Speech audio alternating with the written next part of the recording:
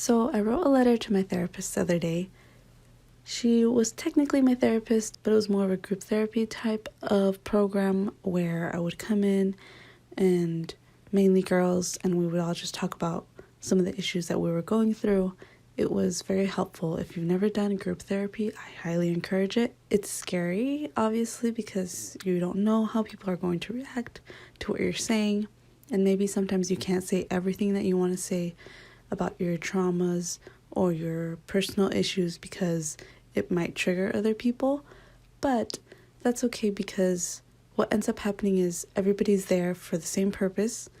Everybody works together, and sometimes you see yourself in other people, and especially with situations where you feel like maybe nobody has gone through your trauma and nobody knows what you feel like. Sometimes what other people say is just so spot on. And of course, that makes sense because they're going through the same things you're going through. So, if possible, I know right now during this whole COVID-19 situation, it's a little tough, but maybe there are Zoom or online ways of connecting with counselors or therapists or psychologists who can help you out. I highly recommend it, especially during these times. Well, moving on to this letter that I wrote. I call her my therapist, but I think she's actually a psychologist.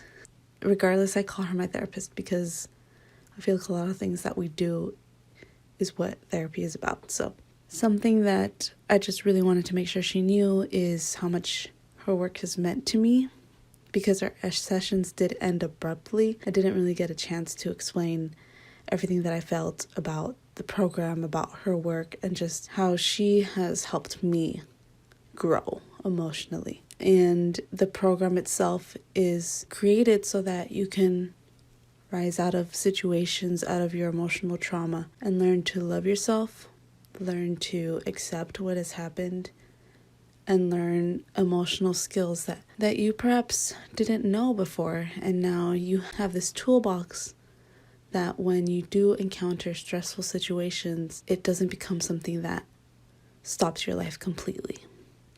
So this is the letter that I wrote to her. I said, I hope you and your family are doing well during these hectic times. I have somewhat adjusted to the online lifestyle myself, although I'm still working on balancing work, school, and mental health every day. Yeah, I'm actually quite satisfied with how I've been living my life lately.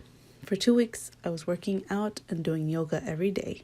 I've never done that before. In terms of emotional health, I'm still working on saying what I feel in the moment with my loved ones, but some of my family and I have actually grown closer now that we hang out a lot more. I've also been realizing how similar I am to my parents, especially my father. I realize that I'm still angry at my dad for having cheated on my mom years ago, and that the anger I hold is easily triggered when I interpret certain things that my dad does as selfish. My mom becomes passive-aggressive because she feels the same way, which is how I'm similar to her.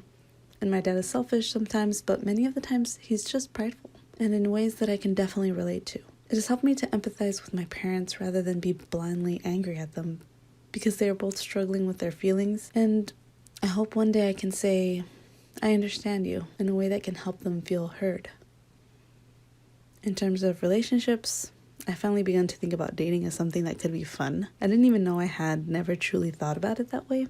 I've always understood it as something serious and so full of hard work that really made it seem like a bothersome experience. Right now I'm actually talking with somebody, and it was a nice experience. I'll also add that it was me who initiated the conversation and gave him my number. I'm so proud of myself for that. I hope to continue growing our friendship, and perhaps it could be something more, but time will tell, and I'm in no rush, honestly. All of this is to say that your help, guidance, and support has definitely impacted the way I behave and interact with my loved ones and with myself. It's not just the program, but how you led it. You helped me see what healing means for me, the beauty in pain, and the need to share this pain with others. Honestly, when I speak with loved ones and I'm listening to their struggles, I think about what it was that you did to help me during my struggles, and I feel myself become a better person because of it. Thank you. I'm not sure if online Zoom sessions were an option, but my family is home until 6 p.m. on weekdays, meaning I would not be able to talk about things until the evening, so honestly, I counted this idea out. Therefore, I'm not sure if we'll have another session again, but that's okay. thank you once again, and I hope you and your family are staying safe and healthy. So she gave me a beautiful response back, talking about how she can feel the hard work I've been putting into practice and giving myself the opportunity to be curious about these changes. So yeah, it was a beautiful experience, and I guess this is the end of that era of my life, but it was honestly the hardest thing and the best thing I've ever done for myself. So I just wanted to put this out there, maybe for those other therapists who are helping their clients and may not hear those thank yous all the time, and maybe even for those who are considering this kind of guidance for themselves. Like I said, this was for group therapy, and I really enjoyed it. If you read my blog, you will know a little bit more about the kind of trauma that I went through, and hopefully that helps anybody who is seeking out some information on this, maybe seeking out what other people have experienced, and just to let you all know that you are not alone. Well, thank you so much for listening and for watching. I hope you enjoyed it, and maybe I'll see you all next time. Bye.